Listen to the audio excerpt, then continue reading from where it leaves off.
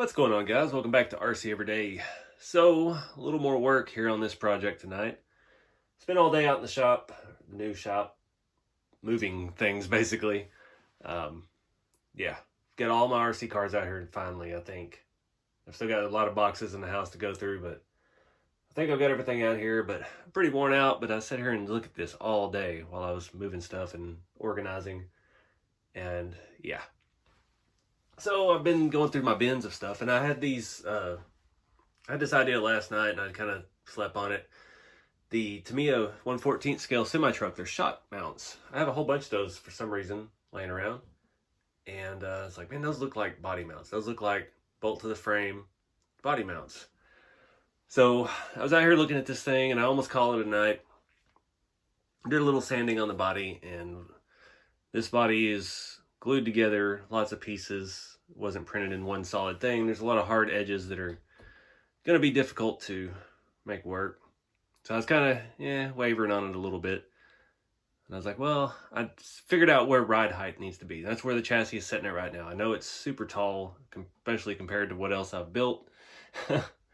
I been wanting to do a traditional style rat rod for a long time. And they always end up slammed. That's just the look I like. I love the engineering that goes into it and making it work. So we're trying it again, and that's why we ended up with these chassis rails that I've had set floating around for a while. They are original look, and yeah. So that's where we're at with this. I've got the body mounts on, and now it gives me a little bit of adjustability. So one thing about this print, I don't know where it came from or anything, or where the file is, so I know I'm going to ask that. I've been getting asked a bunch on social media. It has a full floorboard. And that's not usually the case. Most of my prints are open on the bottom. You can do whatever you need. Body mounting is always a challenge at some degree because there's, floor. And if you do like an interior like we did on the green 5-window, it worked out really well. We could make the floor and the interior, except for the dash, part of the chassis, and then the body just sits over it, and we mounted it that way. So it was kind of a good way to engineer out of that hole. But this one's very, very different. It's got a full floor. It's got a transmission tunnel.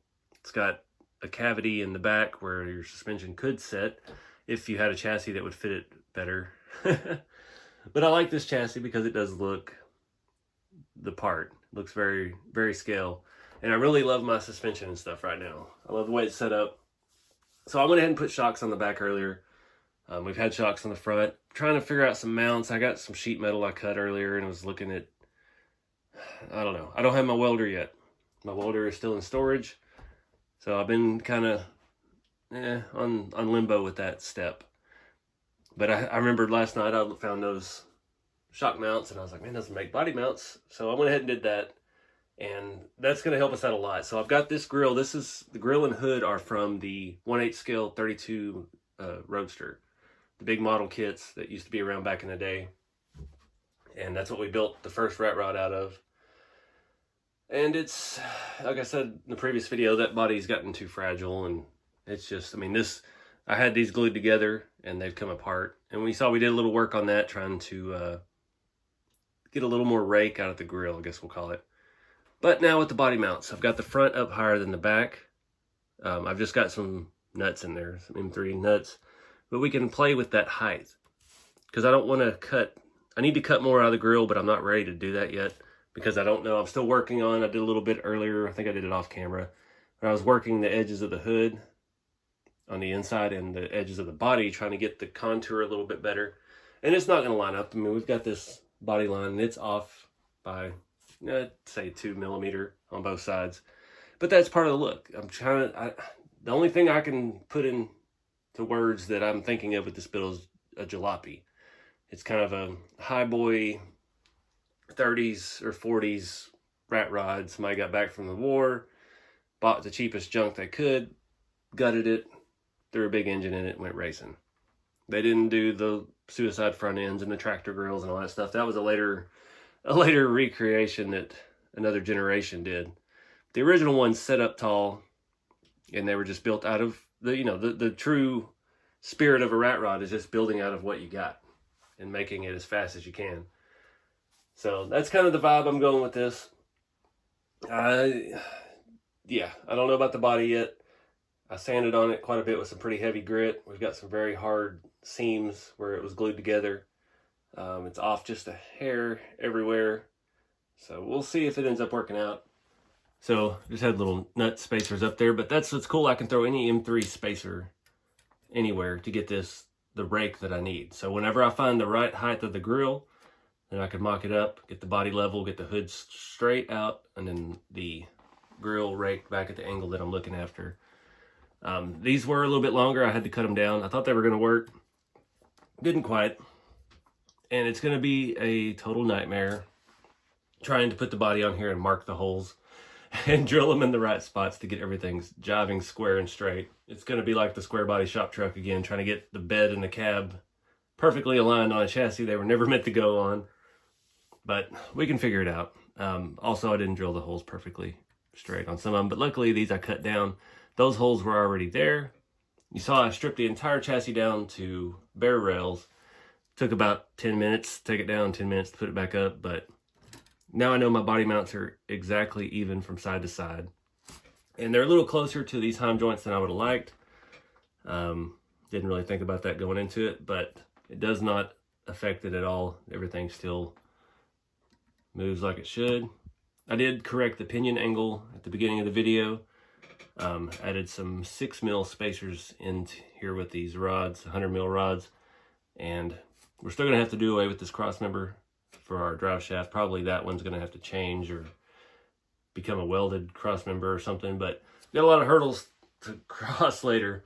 The main one being, if we're going to run a scale transmission, see how narrow that transmission tunnel is. So that's definitely going to be a challenge, where it's going to sit in relation to the body and the chassis. Maybe we can get the motor and transmission low enough to where it still looks good with the hood and the firewall, but is angled down enough to where it's a straight shot at our driveline, our rear axle. But that's all stuff for later. We'll solve those problems when we get there. But I dig the way these look. I cut the fronts down. We're reusing the hole that was already in it for the shock. I made new holes to mount them to the chassis. Scale hardware, just bolted it down. Didn't need any more cross members right there. The chassis is rigid enough. I did also add a cross member in the rear. Did that off camera this morning because it was bugging me. I did also drill an extra hole in the front while I had them together, and I meant to do one in the back, and I completely forgot. I was looking at using like July 2, the RC4 drive hoops, and they would work, but it just doesn't look right. It looks cheeky that I stole something that already existed for the shock mounts. So I really want to do something inboard with the shocks. The rears I want to come up at an angle, but it's a very hard angle, and it's going to involve a lot of spacers, and I don't think it's actually going to perform very well. So they're probably going to have to be outside the rail. Let's see if I can get that up there for you real quick. Something along the lines of that. I think that would work out pretty well. We're only going to have right now we've got about a 1/2 inch front and rear suspension travel. I'm probably going to fine tune that down a little bit lower because it still just sets up pretty high. And it's real hard to gauge right now because I'm not in love with this tire and wheel setup. I like the difference in the circumference from back to front. And I like that this is almost the same as the body itself. It has these wheel arches and it's pretty well the same size. But I would ultimately like to get the ride height down a little bit. Trying to keep this build traditional, trying to keep it upright, not a slammed, channeled and chopped and everything. I mean, it's chopped, but you get the point. Also not against going with this body still. It has the really high roof, but it's no floor. So we'd have to make a floor that attached to the chassis, then attached to the body. It has its ups and downs. It would be very easy to make a flat floor, and we could make a trans tunnel, and you know, we could weld or rivet it all together or whatever we needed to do. Make it out of sheet metal, make it out of styrene. Even haven't done any styrene stuff in a long time. But I don't know. That's what bothers me. That gap is way too big. And that's a really nice print. That was a Shapeways print. Cost a pretty penny.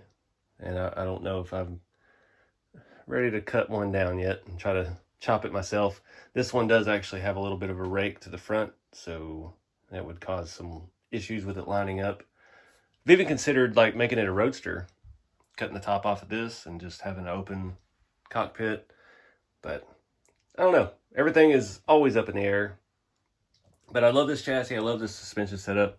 I've got to, next has got to be the shocks. We've got to figure out some cool mounts. Some neat way to make this work. These RC 4-wheel drive Bilstein super scale shocks. I had 60s for the rear, 50s in the front. 50s are the shortest they make.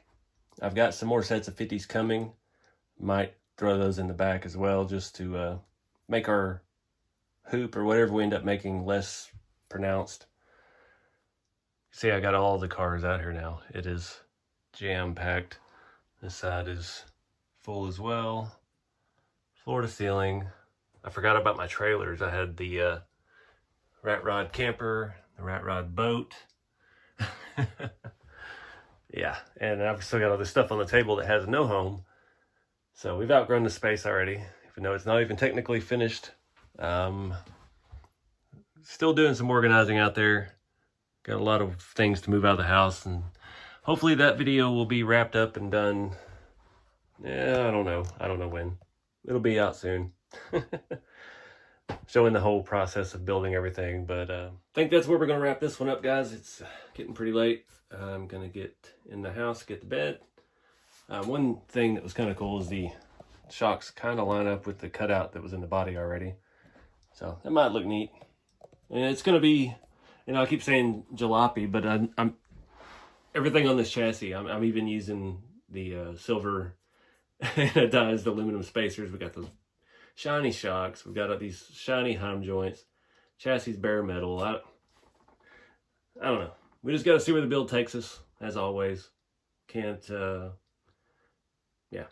start with a vision and just see it all the way through to that, because we don't know what it's going to take to actually get there.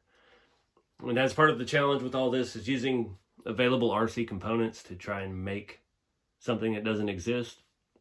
It is what it is. So these builds always kind of, I don't want to say snowball, but they guide you the direction they need to go. And yeah, that's the first time I've ever built scale body mounts, so this direction is going pretty good so far. But I'm gonna wrap it up, guys. Appreciate y'all watching, and appreciate everybody that's been commenting on social media and stuff, and giving me support for building the shop and finally taking the leap that we tried to take back in February and get this show on the road, so to speak. So yeah, got a lot of ideas built up over the last 8 or 9 months that I haven't been able to actually do. So hopefully we got a lot of cool projects coming. But keep it scale, guys. I'll see y'all in the next video.